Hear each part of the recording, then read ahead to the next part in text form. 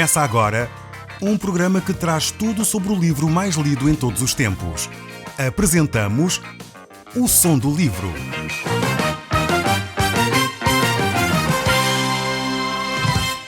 Seja muito bem-vindo. Neste podcast vai encontrar o livro mais conhecido e lido em todo o mundo. Vamos levá-lo numa viagem pela história da humanidade. Este é um audiolivro para si, para a sua família e sociedade em geral.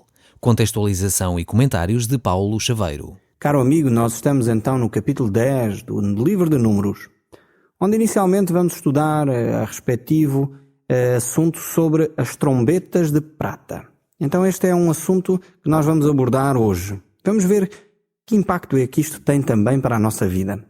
Talvez você ao olhar para estes textos pode ficar, mas como é que nós podemos tirar lições para nós hoje? E é exatamente isso que eu me proponho fazer consigo ao olharmos para estes textos do capítulo 10 do livro de Números.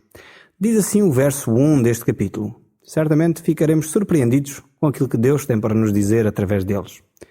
Vamos abrir as Bíblias então.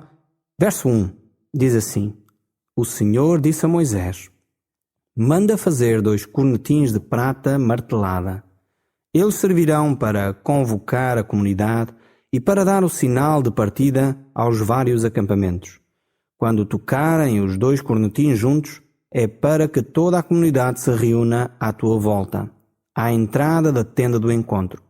Quando tocarem uma só delas, é para irem ter contigo somente os chefes dos clãs israelitas. Ao tocar as trombetas, todos os príncipes se juntavam. Lemos também que ao tocar da última trombeta, Jesus Cristo também estará envolvido nesse assunto. E aqui não está a falar só das trombetas que o povo de Israel tinha, mas essa trombeta que Jesus Cristo irá usar para convocar a sua igreja. A palavra de Deus fala-nos disto. Fala que Cristo Jesus de alguma forma foi enviado ao mundo para chamar o homem a um encontro com Deus. Ele de alguma forma nos chama ainda hoje com a sua voz mansa, com a sua voz de amor. Cristo não nos chama com alarido neste momento, como as trombetas o fazem, mas ele chama com uma voz suave e ele diz: vinde a mim, todos que estáis cansados e oprimidos.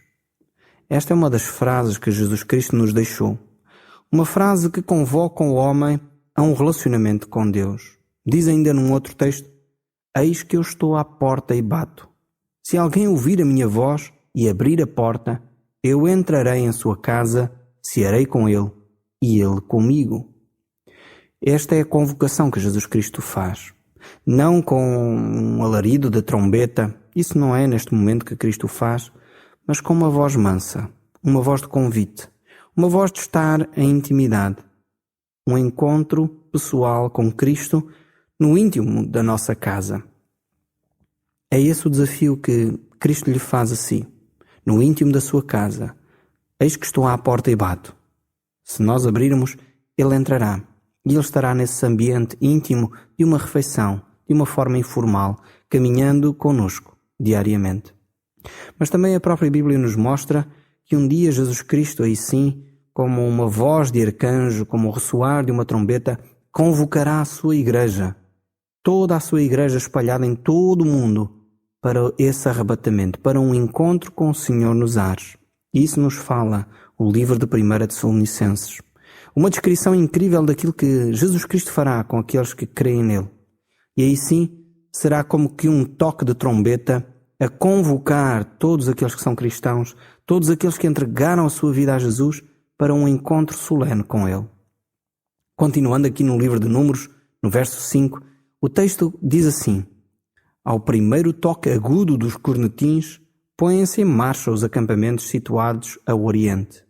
E ao segundo toque agudo, põem-se em marcha os acampamentos situados a sul. Os toques agudos servem para se porem a caminho. Para convocar a reunião de todo o povo, é um toque normal e não um toque agudo.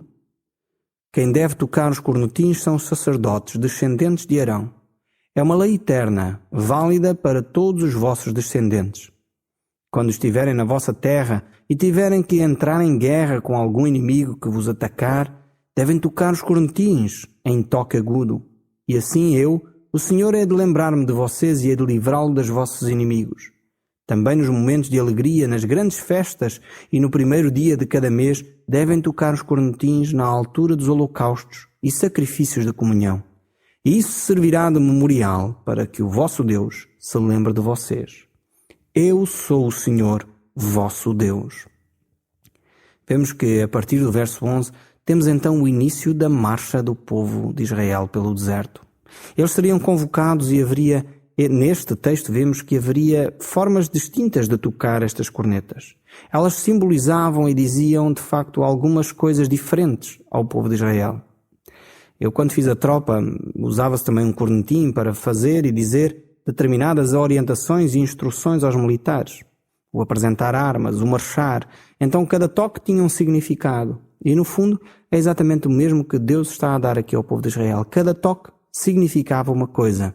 Se era só uma corneta, significava que deveriam convocar os príncipes de Israel. Se era duas, era todo o povo. Então cada toque tinha o seu significado. E assim o povo sabia exatamente o que deveria fazer. No verso 11, então, encontramos o povo a sair e a caminhar. E diz o texto no verso 11, então: no segundo ano, depois da saída do Egito, no dia 20 do segundo mês desse ano, a nuvem levantou-se por cima do santuário que guardava os documentos da aliança. Os israelitas puseram-se então a caminho, deixando o deserto do Sinai, e a nuvem foi para o deserto de Parã. Já fazia 2 anos que Moisés e o povo tinham recebido esta lei e tinham saído do Egito. As instruções para a construção das trombetas foram então dadas. As trombetas foram feitas e então elas soaram esse toque. E o povo agora começou a sua caminhada pelo deserto. A partir daqui até o verso 28, vamos descrever como o povo obedeceu a Deus na forma como se conduzia pelo deserto. Todos se acampavam em torno do tabernáculo. As 3 famílias de Levi foram orientadas no sentido de ficarem bem juntas do tabernáculo. Para norte, deveria ficar a família de Merari. Para sul, deveria ficar a família de Coate. E a parte ocidental do tabernáculo deveria então ficar a família de Gerson.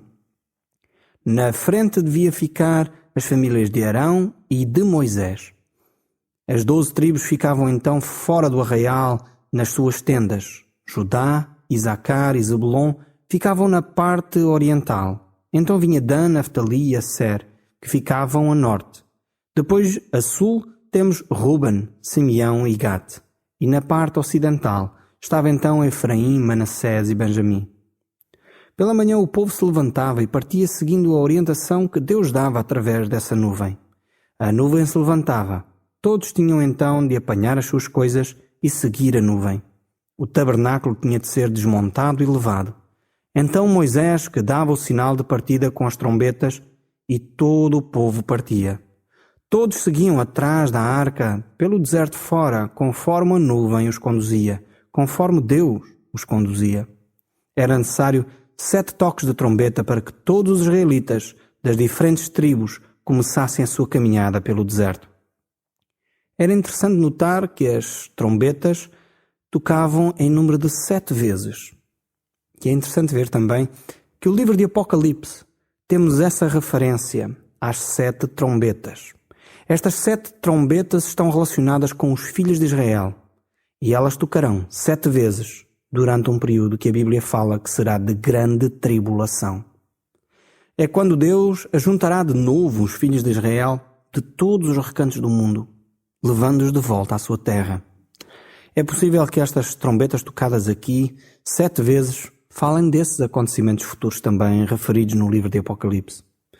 O livro de 1 Tessalonicenses capítulo 4 diz: o Senhor mesmo descerá do céu. Ele desce como que com uma voz como que de arcanjo, ou como uma voz como o som de uma trombeta. Falará ao seu povo Israel, para que se juntem de várias partes do mundo. A sua voz é como que o som de uma trombeta, e é a referência à voz de Cristo que nós temos. E lemos também no livro de Apocalipse capítulo 1, verso 10. E ouvi, por detrás de mim, grande voz como de trombeta. E este texto aqui refere-se à pessoa de Jesus Cristo glorificado, como grande sumo sacerdote. A sua voz será semelhante como a da trombeta. E é esta trombeta que irá levantar os mortos que morreram. Serão transformados os seus corpos para encontrarem a Jesus Cristo. Assim, nenhuma trombeta real está aqui relacionada com a Igreja. As trombetas estão todas relacionadas com os filhos de Israel. Aqui vemos as trombetas levantarem o povo e os colocarem em marcha pelo deserto. Assim são as trombetas que irão tocar. Convocarão todos os filhos de Israel, de todas as partes deste deserto que é o mundo, chamando-os de volta à casa do Pai. Agora, tudo isso tem lições espirituais para nós também. Para nós cristãos, nós temos que entender que também, de alguma forma, somos viajantes por este mundo e aguardamos com ansiedade esse arrebatamento que Cristo quer fazer à Igreja, esse chamado que Cristo irá fazer retirando a Igreja do mundo. E por isso Jesus nos disse: andai atentos e vigilantes. Estai atentos, porque ninguém sabe o dia nem a hora em que o Filho do Homem virá. Por essa razão devemos estar atentos.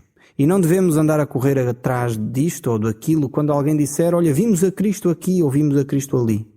Não ides atrás deles. Esta é a alerta que Jesus Cristo nos deixa, para que não nos deixemos enganar. Cristo virá como um relâmpago e num abrir e fechar de olhos, e levará aqueles que são seus. Este é o desafio que Cristo nos deixa de andarmos em vigilância constante. Voltando aqui ao verso 29, diz o texto bíblico: Moisés disse a Hobab, filho do seu sogro Reuel, de Midian: nós vamos para a terra que o Senhor prometeu dar-nos. Vem conosco, que nós partilharemos os benefícios que o Senhor prometeu conceder a Israel. Esta passagem aqui é muito interessante. É uma passagem que nos lembra que, de alguma forma, nós estamos a caminhar também por um deserto. É uma chamada para o céu, que é a nossa pátria real. Nós temos de nos lembrar que estamos constantemente em peregrinação. Não é aqui o nosso lugar, não é aqui que nós devemos entesourar os nossos bens. Devemos ter, de facto, o nosso coração nos céus, onde Deus mostrou claramente que é a nossa pátria. Nós, por vezes, pensamos que estamos guardados num certo paraíso, mas de facto não é assim. O nosso paraíso é onde Cristo nos preparou morada, é onde Cristo nos foi preparar lugar. Só aí de facto estamos felizes nessa caminhada, só aí de facto teremos a felicidade completa. E devemos de facto convidar aqueles que estão ao nosso redor para poderem partilhar conosco dessa bênção que Deus nos quer dar. No entanto, olhando para o texto bíblico, vemos que Moisés fez esse convite com certamente muitas boas intenções e eles deveriam então seguir a direção que Cristo lhe queria dar. E as pessoas são livres de aceitar ou não o convite que nós fazemos, de caminharem para esse lugar de promessa, caminhar para essa pátria celeste. Então, se as pessoas recusam, é o livre-arbítrio de cada um que deve ser deixado. Deus nunca obrigou ninguém a aceitar o seu convite. E por isso, nós devemos, de facto, de fazer o convite àqueles que não conhecem esta promessa, não conhecem esta bênção. Mas devemos deixar a pessoa tomar a sua própria decisão. No entanto, este Hobab respondeu, não, prefiro voltar para a minha terra natal. E o verso 31 diz, Moisés insistiu, por favor, não nos abandones. Tu conheces os lugares onde podemos acampar no deserto e podias servir-nos de guia. Aqui começa a ser difícil entender a atitude de Moisés.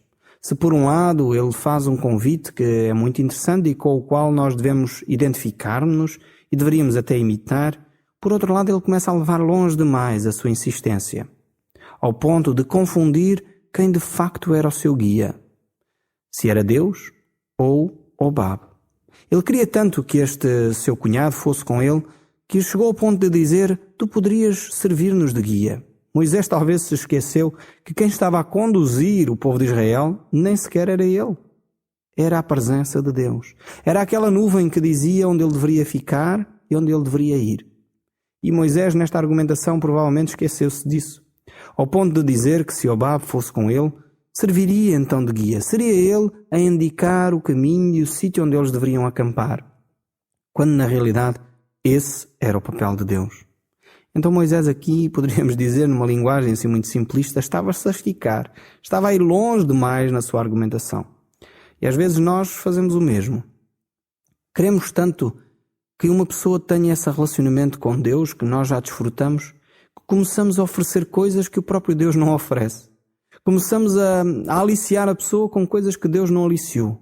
Começamos a dar-lhe responsabilidades que Deus não deu. E começamos a incorrer em risco. As pessoas têm livre-arbítrio. As pessoas podem escolher o seu caminho. Podem escolher ficar ou ir. Podem escolher ter um relacionamento com Deus ou não ter. E isso é algo que Deus permite a cada um. É óbvio que cada um, fazendo as suas escolhas, sofre também as suas consequências. Mas no fundo nós não podemos oferecer coisas que Deus não ofereceu. Nem devemos dar responsabilidades que Deus não deu. Então, Moisés estava aqui a ir longe demais nesta argumentação com o seu cunhado. A Bíblia está, de facto, registada para nosso ensino. E ela registra quer as virtudes de Moisés, quer os seus próprios erros. E mesmo os grandes homens de Deus cometeram erros. E eles ficaram registados para nosso exemplo. E é o que nós vemos aqui com Moisés. O verso 33 continua dizendo: partindo do monte do Senhor, os israelitas viajaram durante 3 dias. Durante esses 3 dias, a arca da aliança do Senhor ia à sua frente, procurando um lugar para descansarem. A nuvem do Senhor ia por cima deles durante o dia, desde que se lhe puseram em marcha. Quando a arca se punha em marcha, Moisés exclamava: levanta-te, Senhor! Obriga os teus inimigos a dispersarem, os teus adversários a fugirem à tua frente. Quando a arca parava, ele dizia: volta, Senhor, para o meio dos esquadrões de Israel. Este aqui era então um ritual que Moisés cada manhã fazia. Quer cada momento que parava, seja de manhã ou à noite, então ele tinha esta atitude, clamando a Deus que ele fosse adiante deles ou Deus permanecesse no seu meio. Desta forma o povo de Israel deixou então o Monte Sinai. Começaram a caminhada pelo deserto e precisavam apenas de poucos dias para chegarem à terra prometida. Porém, aconteceu que este povo, uma vez chegado perto da terra prometida, preferiu não entrar nessa terra. E por isso, escolheram passar 40 anos no deserto. E aí enfrentaram grandes dificuldades. E nós iremos ver isso mais à frente. Chegamos agora ao capítulo 11, verso 1. E diz: certo dia o povo fez queixas amargas contra o Senhor. Ao ouvi-las, o Senhor ficou muito irritado e fez com que um fogo terrível deflagrasse no acampamento e começasse a devorá-lo. Sempre que o povo murmurava, a glória de Deus desaparecia. Deus não se agrada de forma alguma das murmurações do povo. As pessoas constantemente estão a lamuriar-se, a queixar-se. E estas lamentações aqui do povo é muito semelhantes às nossas. Por vezes, nós cristãos temos exatamente este mesmo tipo de atitudes. Constantemente desagradados, constantemente infelizes, constantemente a queixar-nos. Mesmo quando Deus cuida de nós de dia e de noite, mesmo quando Deus nos dá o alimento necessário, mesmo quando Deus nos protege dos nossos inimigos, nós muitas vezes temos a mesma atitude que o povo de Israel. Murmurar contra Deus. Murmurar contra os líderes que Deus levantou. Queixar-nos a todo custo, independentemente se temos ou não temos razão. Por vezes temos uma certa razão, mas a nossa atitude é murmurar. E isto é uma característica, infelizmente, que muitos de nós temos. É uma característica, por vezes, até bem mais grave, que nem dizemos às pessoas em causa aquilo que nós pensamos. Falamos nas costas das pessoas, e murmurar é exatamente isso. Falar nas costas, criar um conluio, criar uma intriga em torno de determinado líder, em torno de determinada pessoa, falando mal dele, dizendo isto ou aquilo, e isso desagrada a Deus. O verso 2 continua: então o povo foi pedir a Moisés, em altos gritos, que este intercedeu a seu favor, junto do Senhor, e o fogo apagou-se. Deram àquele lugar o nome de Tabera, pois foi lá que deflagrou contra eles o fogo do Senhor. Estas murmurações conduziram então a um juízo. O povo estava completamente desanimado e estava a murmurar, até que se percebeu que de facto não tinham razão para isso. E por essa razão foram ter com Moisés para que ele clamasse diante de Deus, pois se aperceberam que as suas queixas eram injustas. O verso 4 continua: um dia, o grande número de estrangeiros que ia no meio dos israelitas começou a sentir vontade de comer carne. E os próprios israelitas começaram a lamentar-se também desta maneira: quem nos dera comer carne? Tratava-se aqui já de uma multidão. Os egípcios que tinham acompanhado os israelitas começaram a murmurar e a querer então comer esta carne, ao ponto de os próprios israelitas começarem a ficar insatisfeitos com aquilo que Deus tinha providenciado para eles, de forma a que eles começavam a queixar-se também. E no fundo é assim que acontecem as intrigas e as murmurações. Começa alguém a falar do assunto e vai minando de tal forma que as pessoas que até nem tinham pensado nisso começam-se a identificar com esse murmúrio, começam-se a identificar com essa atitude e então começam a interiorizar essas mesmas questões. O verso 5 diz: que saudades da comida do Egito, peixe de graça, pepinos, melões, alhos porros, cebolas e alhos. Agora até perdemos o apetite, porque não vemos senão maná. Vejam bem a atitude deste povo.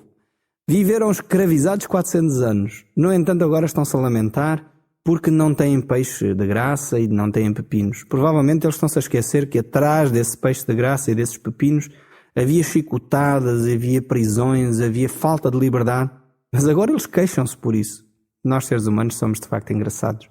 Não muito diferentes do povo de Israel. Quantas vezes nós vivíamos debaixo do pecado, angustiados, desesperados. Mas, no entanto, nós, quando nos encontramos com Cristo, quando nos encontramos debaixo da proteção de Deus, começamos a lamentar-nos da falta dos peixes, dos pepinos, das poucas coisas que, de alguma forma, nos davam algum prazer. E ficamos então angustiados porque não temos esses alimentos do Egito. Talvez consigo está a acontecer o mesmo. Deus lhe tem dado a liberdade. Deus lhe tem dado o alimento necessário para o seu dia-a-dia. No entanto, você está-se a lamentar. E é pena quando estamos constantemente a murmurar. É pena quando estamos constantemente insatisfeitos com aquilo que Deus nos oferece, com a proteção que Deus nos dá, com o cuidado que Deus tem por nós diário, dando-nos os alimentos, o suprimento necessário para a nossa vida. Quantas vezes nós ficamos insatisfeitos com aquilo que Deus nos oferece? Nós continuaremos a caminhar juntos com o povo de Israel no próximo programa. O Som do Livro, uma produção da Rádio Transmundial de Portugal.